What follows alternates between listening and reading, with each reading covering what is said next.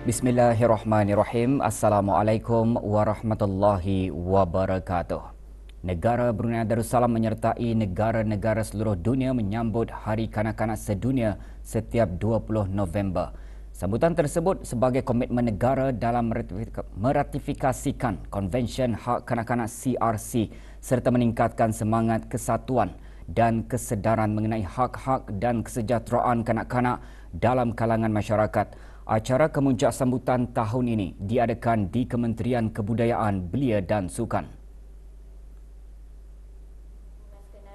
Hadir yang berhormat Datuk Seri Setia Awang Haji Nazmi bin Haji Muhammad, Menteri Kebudayaan, Belia dan Sukan.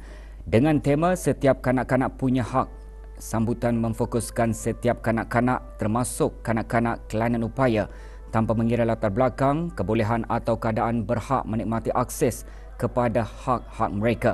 Kemuncak sambutan termasuk persembahan tarian tradisi adai-adai dan persembahan choir.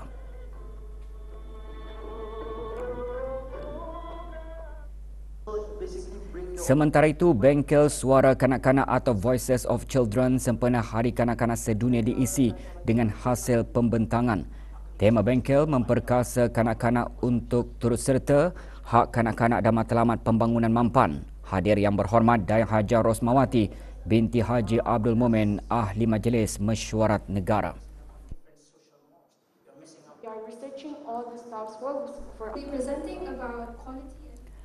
Enam pegawai Kementerian Pertahanan menerima anugerah OBOE Endeavour Academic Excellence daripada Kerajaan Australia sebagai pengiktirafan terhadap pencapaian cemerlang dalam kursus Maktab Terus Angkatan Bersenjata Diraja Brunei ABDB sesi ke-14. Majlis penyampaian anugerah tersebut berlangsung di Akademi Pertahanan ABDB, Tanah Jambu. Dalam ucapannya, Tuan Yang Terutama Luke Lazarus Arnold, Pesuruhjaya Tinggi Australia ke negara Brunei Darussalam, antara lain menyifatkan perkongsian seumpamanya adalah lambang komitmen bersama dan berfungsi sebagai asas penting bagi mengekalkan keamanan, kestabilan dan kemakmuran di rantau Indo-Pasifik. Anugerah OBOE Endeavour Academic Excellence merupakan program kecemerlangan akademik daripada Kerajaan Australia yang dianugerahkan kepada para peserta kursus Maktab Terus yang mencapai keputusan cemerlang.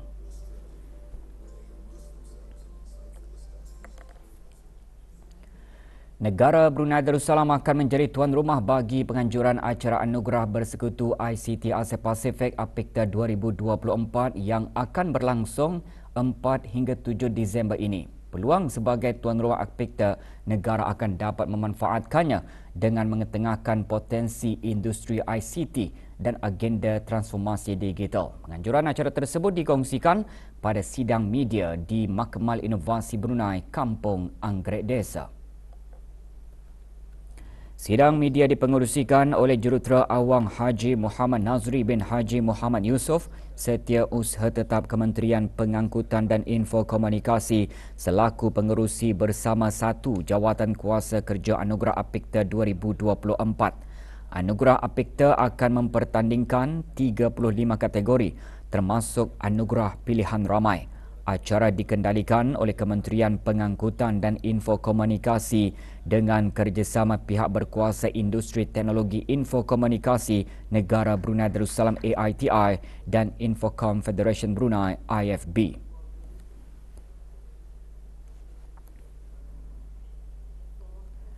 Brunei Darussalam Central Bank BDCB dan Universiti Islam Sultan Sharif Ali UNISA menandatangani memorandum persefahaman MOU sebagai menandakan permulaan hubungan rasmi yang menumpukan kerjasama dan memanfaatkan pengetahuan serta kepakaran masing-masing. Majlis penandatanganan berlangsung di UNISA. Menandatangani MOU Datuk Seri Setia Dr. Haji Nur Arfan bin Haji Zainal, Rektor UNISA, dan Dayang Haja Rokia binti Haji Badar, Pengarah Urusan BDCB. MOU tersebut menetapkan rangka kerja untuk memupuk kerjasama erat terutama dalam bidang kewangan Islam.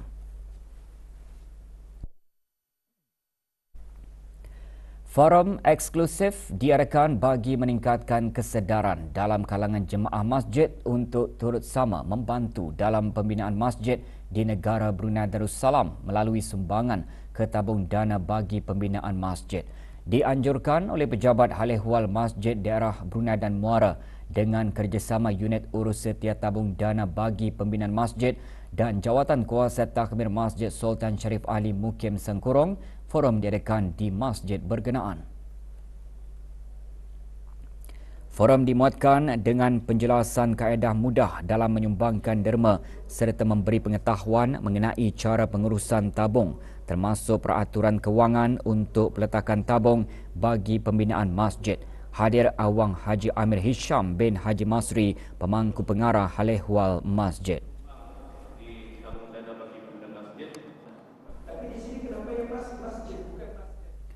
Kementerian Pendidikan melalui Jabatan Pendidikan Khas mengadakan majlis penyampaian hadiah pertandingan melukis, mewarna dan kolaj bagi sekolah-sekolah rendah kerajaan senegara sempena Hari Kesedaran Sindrom Down Sedunia 2024. Majlis diadakan di Sekolah Rendah Lambak Kanan, Jalan 49.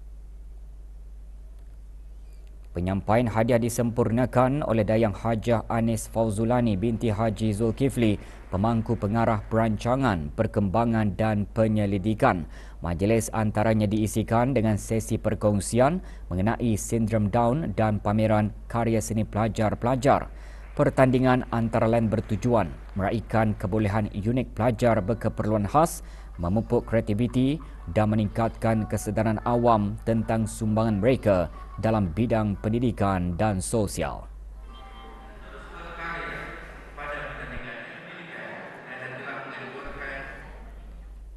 Nisa Group dengan kerjasama An-Nur Harapan dan disokong oleh Suruhanjaya Tinggi British menganjurkan seminar dan bengkel sempena sambutan Hari Antarabangsa Orang Kelainan Upaya. Acara berlangsung di sebuah hotel di Ibu Negara. Hadir Dr. Eddie Fazlin bin Haji Amdan, Pemangku Pengarah Pendidikan Khas. Terdahulu 5 individu dari kohort ke-7 program Uniclan menerima sijil tamat program. Objektif seminar dan bengkel menghimpunkan pihak berkepentingan untuk bertukar-tukar pandangan mengenai objektif mewujudkan potensi bagi perubahan dasar ke arah membangun satu ekosistem yang komprehensif untuk golongan kelainan upaya.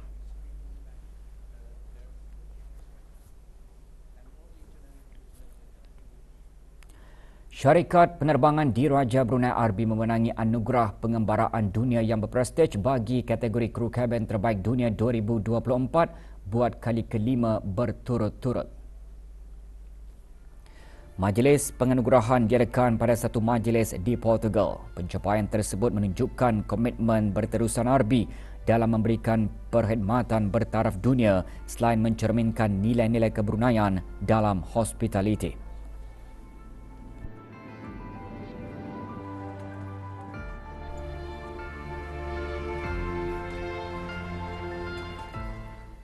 Bengkel Kerjaya Anjuran Jabatan Belia dan Sukan Cawangan Daerah Tutong berakhir dengan majlis penutupan dan penyampaian sijil. Majlis berlangsung di Pusat Belia Tutong.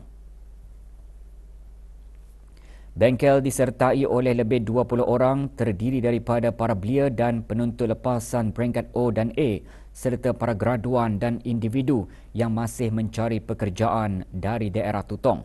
Bengkel dikendalikan dengan kerjasama Pusat Pekerjaan Brunei sebagai aktiviti kempen Hari Bertindak sempena sambutan Hari Sukarelawan Antarabangsa 2024. Sangat bermanfaat dan memberi saya pengalaman bagaimana rasanya ataupun cara temu tuga itu dilakukan, dan juga mereka memberi beberapa tips-tips dan maklumat tata cara temu tuga. Melalui bengkel ini juga, kami semua dapat meningkatkan penulisan CV. Selain itu, kami juga dapat mengetahui tips-tips sebelum menghadiri sesi temu duga di masa akan datang. 12 buah gambar dipamerkan pada pameran mini fotografi Islamik anjuran Majlis Perundingan Kampung Telisai dengan kerjasama Jawatan Kuasa Takmir Masjid Kampung berkenaan melalui Jawatan Kuasa Dakwah dan Penerangan. Pameran dibukakan bagi kunjungan orang ramai sehingga Khamis 28 November di Masjid Kampung Telisai, daerah Tutong. Pameran bertemakan Al-Jamal memperlihatkan keindahan Islam melalui fotografi. Disertai oleh 9 jurugambar dari Mukim Telisai dan orang awam. Pameran seumpamanya merupakan salah satu inisiatif dakwah dalam menyampaikan syiar Islam melalui hasil karya seni menggunakan kaedah fotografi Islamik. Fotografi Islamik ini untuk mereka ini melahirkan rasa keinsafan, rasa kecintaan kepada agama itu sendirilah. Kemudiannya diorang ini dapatlah orang lagi berusaha dan lagi orang ingin rasa beribadahlah dan meningkatkan keimanan. Akibat membuang bungkusan makanan di kawasan berdekatan dermaga diraja Bandar Seri Begawan, seorang individu dikenakan kompaun oleh Jabatan Alam Sekitar, Taman dan Rekreasi. Nazim bin Muhammad Atan dikompaun RM100 dan diberi tempoh 7 hari untuk menjelaskan kompaun. Jika gagal, individu berkenaan boleh didakwa ke mahkamah. Orang awam atau syarikat diingatkan untuk sentiasa menjaga kebersihan dan mengamalkan sifat bertanggungjawab terhadap kebersihan alam sekitar. Seorang buruh warga negara Indonesia dilaporkan lari daripada majikan.